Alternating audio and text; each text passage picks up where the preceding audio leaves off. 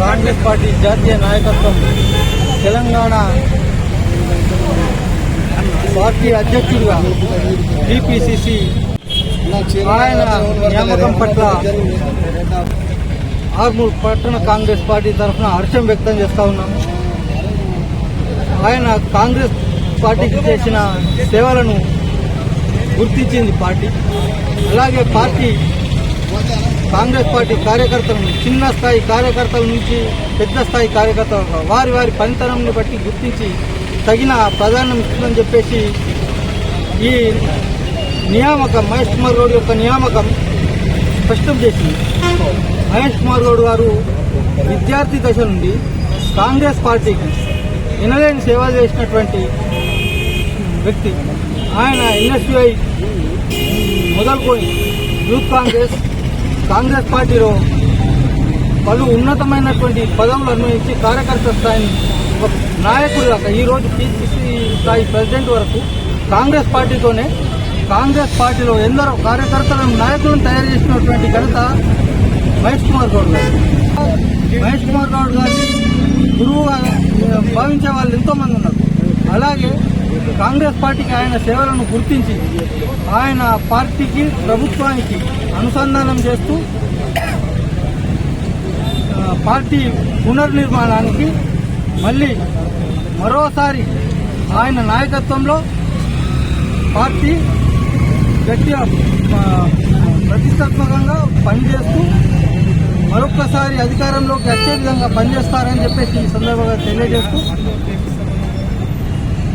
Congress party అధిష్టానానికి కృతజ్ఞతలు తెలియజేస్తాం. తెలంగాణ ప్రదేశ్ కాంగ్రెస్ కమిటీ అధ్యక్షులుగా సీనియర్ నాయకులు మహేష్ అన్న గారిని ఏఐసీసీ అధిష్టానం నియమించడం జరిగింది.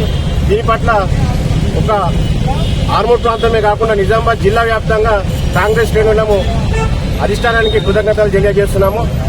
ఓపికకు ఈరోజు గుర్తింపు లభించిందని ఈ సందర్భంగా తెలియజేస్తున్నాము. అటువంటి నాయకుడు ఇప్పుడు మా అందరికీ ఆదర్శం. రాజకీయాల్లో ఏది ఊరికే రాదు, ఓపికతో ఉండాలని చెప్పేసి సహజమైన రీతిలో ఆయన యొక్క వ్యక్తిత్వం మా అందరికీ ఆదర్శం. ఆయన మా జిల్లా నుండి పిసిసి డి శ్రీనివాస్ గారి తర్వాత ఇప్పుడు మళ్ళీ మహేష్ అన్నకి రావడం మాకు చాలా ఆనందంగా ఉంది. ఇప్పుడు మా యొక్క నిజామాబాద్ జిల్లాపై మా ఆర్మూర్పై అందరిపై బాధ్యత పెరిగింది. ఇప్పుడు ఆయన నాయకత్వంలో మొట్టమొదటిగా మాకు వచ్చేటి స్థానిక సంస్థల ఎన్నికలు. నిజామాబాద్ జిల్లాలో ఉన్న అన్ని స్థానిక సంస్థలను కాంగ్రెస్ జెండా ఇవ్వడం మా ముందున్న లక్ష్యం. మేము అందులో గెలిపించి ఆయనకు మొదటి బహుమతిగా మేము ఇవ్వాలి.